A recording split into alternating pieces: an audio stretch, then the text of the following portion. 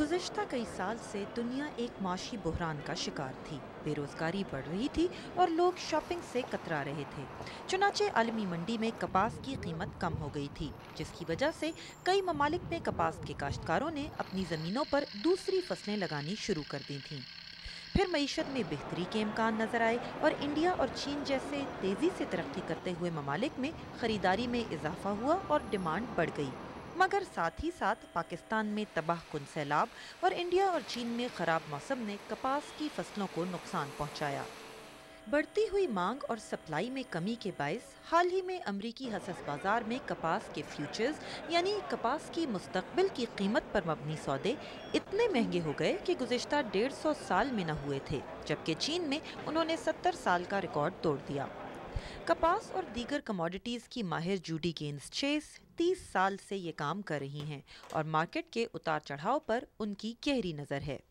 So you name it, it's been hit one place after another with the leading producers. And so production was less than expected, demand better than expected. That was a pretty powerful combination. ये वो अनासिर थे जिनकी वजह से कपास की कीमतें आसमान से बातें करने लगीं।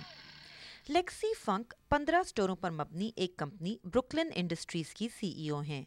उनका कहना है कि कपास की कीमतों ने उनके लिए मसाइल पैदा करने शुरू कर दिए हैं। Right now they're up 20 to 25%, but our vendors are saying we can't necessarily hold even this price.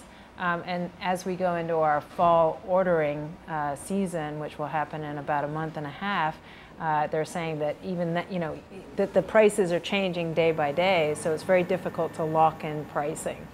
Asia और खुसूसन पाकिस्तान के उन काश्तकारों पर जो पहले ही सैलाब से तबाहाल हैं, कीमतों के इस उतार चढ़ाव का असर दूर रस भी हो सकता है।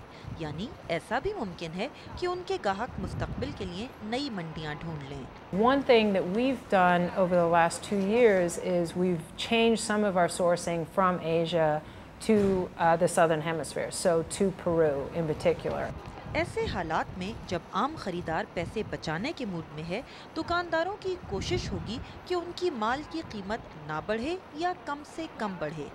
Buyers are reluctant to pay the highest levels in 140 years. They're going to switch to alternative fibers. They're going to take the hoods off of sweatshirt, or you'll see 2-pocket jeans instead of 5-pocket jeans. इसके बावजूद कुछ बड़ी कंपनियों ने अपनी कीमतों में इजाफे का ऐलान कर दिया है और हो सकता है बाकी कंपनियों के पास भी कीमतें बढ़ाए बगैर चारा ना रहे। माहिरीन का कहना है कि चूंकि सस्ते लिबास में मुनाफा कम होता है, इसलिए उनकी कीमतों पर खाम माल की कीमतों का सबसे ज़्यादा असर होगा। यानी दुनिया भर में गरीब खरीदारों को ये असर सबसे ज़्यादा महसूस होगा। दूसरी तरफ सैलाब से तबाहाल पाकिस्तानी काश्तकारों के लिए ये लम्हा फिक्रिया है कि अगर उनके खरीदारों ने नई मंडियां ढूंढ ली तो मुस्तकबिल में उनकी फसलों का क्या होगा। आयशा तंजीम, उर्दू VOA, न्यूयॉर्क।